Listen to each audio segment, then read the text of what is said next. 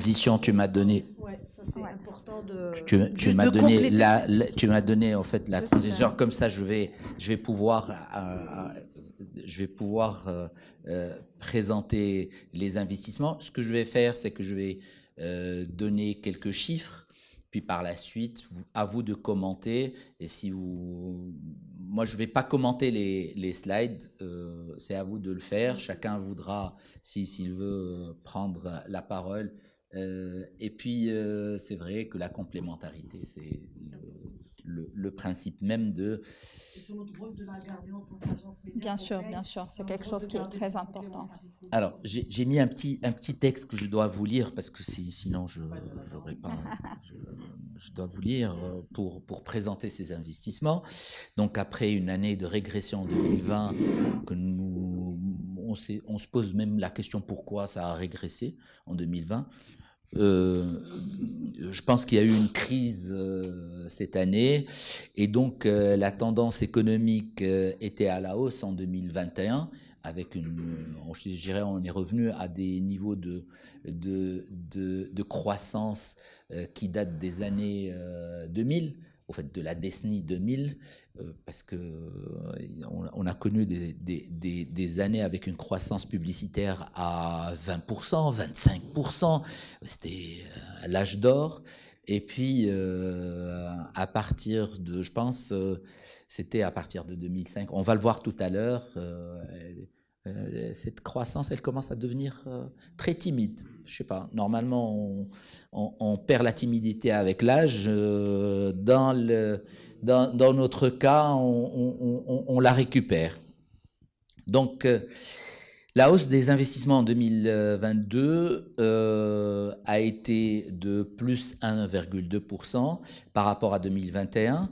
Elle représente, et à Essam tout à l'heure on a parlé, 0,5% du PIB marocain, qui s'élève à 1330 milliards de dirhams. Normalement, ils disent 133 milliards de dollars. Je n'ai pas voulu faire la conversion à la virgule près, j'ai pris 10 dirhams, ça va beaucoup. En fait, ça nous rappelle tout de suite le ratio. Et pour rappel, la croissance annuelle du PIB marocain a été de 1,2. Bizarrement, c'est le même taux.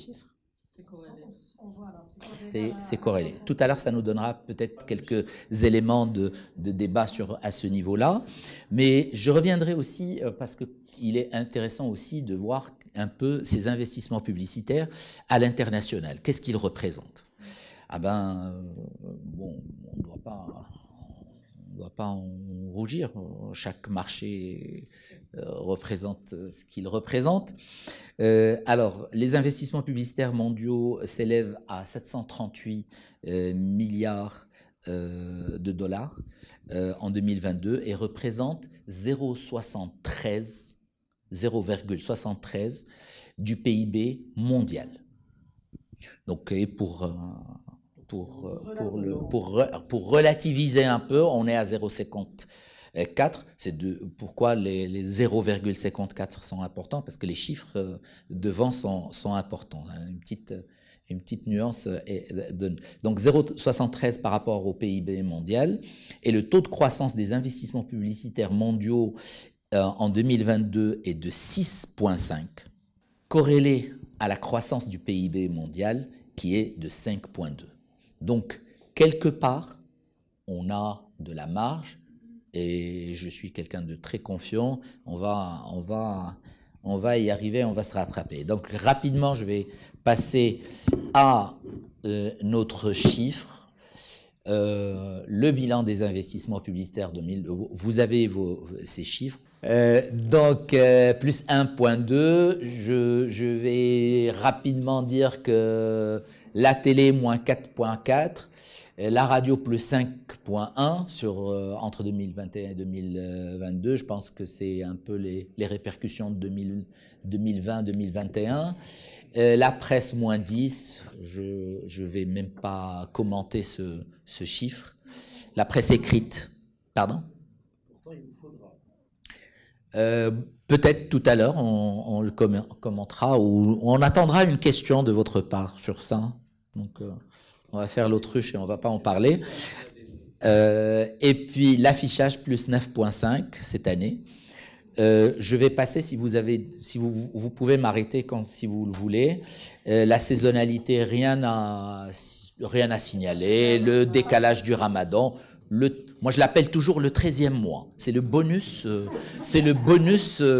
annuel. Cette année, le 13e mois avant, c'était une histoire d'engagement. Les gros annonceurs devaient honorer leurs engagements, d'où la hausse. Mais cette année, c'est la Coupe du Monde surtout qui a un peu sauvé la mise de fin d'année. Bah, tant mieux.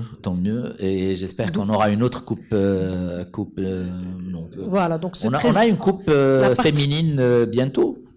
La particularité de cette année pour ton 13e mois, c'est surtout grâce à la Coupe du Monde.